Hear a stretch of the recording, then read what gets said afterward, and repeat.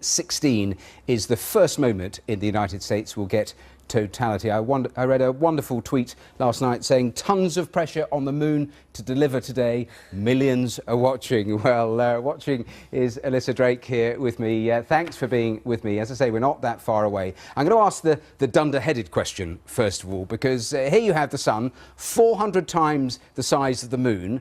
So how does the moon blot it out? Well, this is one of the things that we call a fantastic celestial coincidence.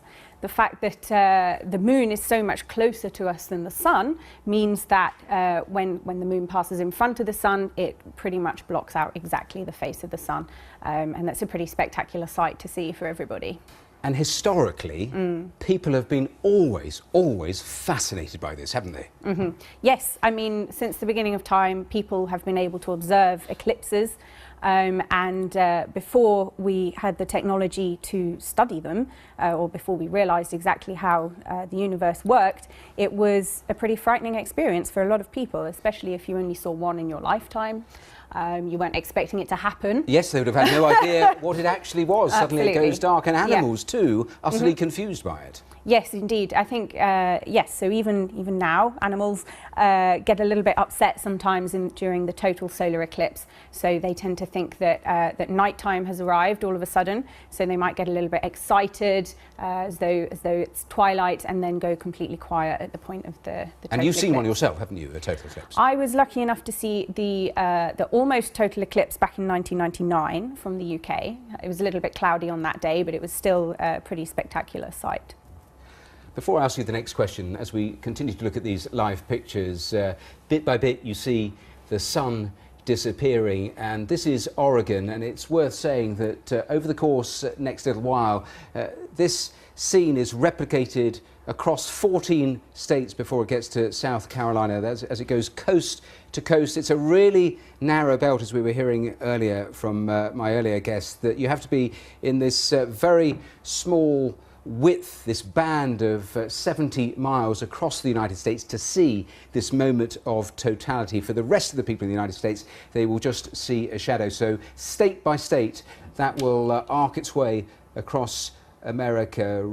Alyssa, what are scientists hoping to learn from something like this? So the fantastic thing about the total solar eclipse is that for scientists based in the US, this gives them a fantastic chance to study the outer layers of the sun's atmosphere and the corona. And this is pretty much the only time that you can do that in such detail. So that really is an unprecedented experience for everyone. And what are the questions that scientists still are looking for answers about? Because this is not in isolation, is it? Because all of this is linked, is relevant to us here on Earth, and various questions like weather, for example. Exactly. So it's actually studying the sun's corona which is going to help us to understand solar winds and the resultant space weather, which is when the solar wind comes and hits the Earth's atmosphere, and all kinds of exciting things happen to our technology here on Earth. So it does have a very tangible effect. Now, I'm going to switch to these pictures, and I heard you take a little inset of breath as you saw, because it's absolutely glorious, isn't it? These are pictures taken from an aircraft. I was saying in the introduction, they anticipate this is going to be the most photographed, the most watched, the most documented of total solar eclipses, beating the one that was in India and China almost a decade or so ago, and we're less than a minute, and you can see that because it takes 10 minutes or so, people who've witnessed one firsthand, it goes darker, and you can see as I am speaking it gets dimmer and dimmer. Alyssa, you explain, you're the scientist, you're the expert. And this one lasts for what, just over a minute, the moment of totality? Yes, I think depending on exactly where you are watching from, it's going to be dark for a slightly different amount of time, but you're looking at somewhere between 1 and 2 and a bit minutes. And look at that, absolutely spectacular. This is really fantastic viewing for people in the USA. Wow. And there are, wow, look at that. That is the moment, you were talking about the corona earlier. You get these final few seconds, don't you, where you get just the edge. It's almost like a diamond ring. Yeah, yeah. This is absolutely amazing. And so, yeah. Now, this is from NASA's plane. I was also reading a little earlier that the astronauts on the International Space Station will end up seeing this 3 different times. Wow. Well, they're incredibly lucky. That's really, really nice. And what is that we're seeing? We're looking at a spectrum, it looks like. That's fantastic. Is this live data coming in from the And they're back to the NASA plane with people on board watching the most extraordinary pictures. And as I say, 14 states this will go across. Why is the duration of totality different from state to state?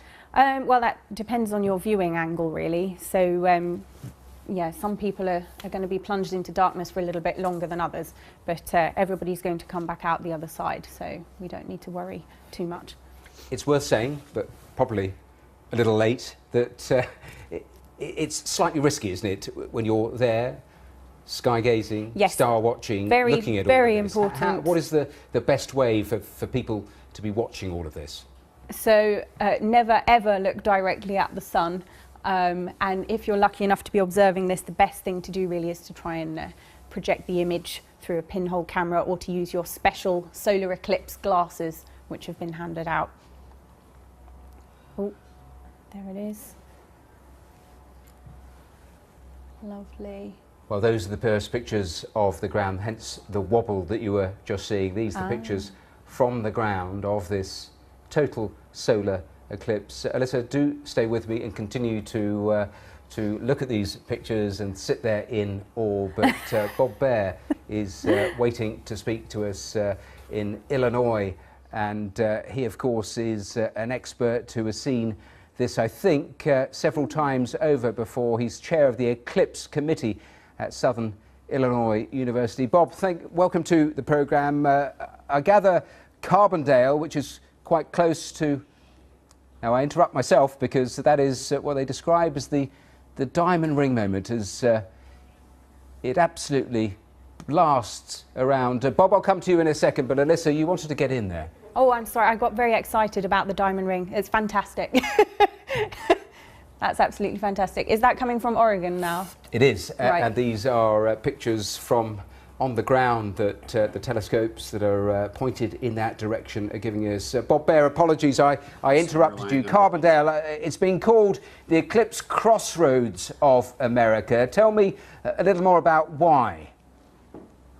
Why is this the eclipse crossroads of America? We are going to see 2 eclipses, the one today and one April 8th, 2024. And the intersection of the center lines of the path of totality is actually just 6 miles south of where I'm sitting today at Saluki Stadium in Carbondale, Illinois. So you get 2 bites of the cherry, you lucky thing. I mean, you've seen this before, haven't you? Give me an idea of how people react when they see this total solar eclipse. Well, I saw my first total solar eclipse last year in Indonesia with a group of about 50 to 100 people. And I was doing research. But once I got my research going, I was excited to see it myself. And people cheer. Some people get emotional. I think a lot of people are in shock. They don't quite understand what to think of the corona up in the sky. So seeing this here today, I want to see all these additional reactions that we're getting from SIU Carbondale. Part of the project that you run involves scientists, students, volunteers, all banding together to track eclipses.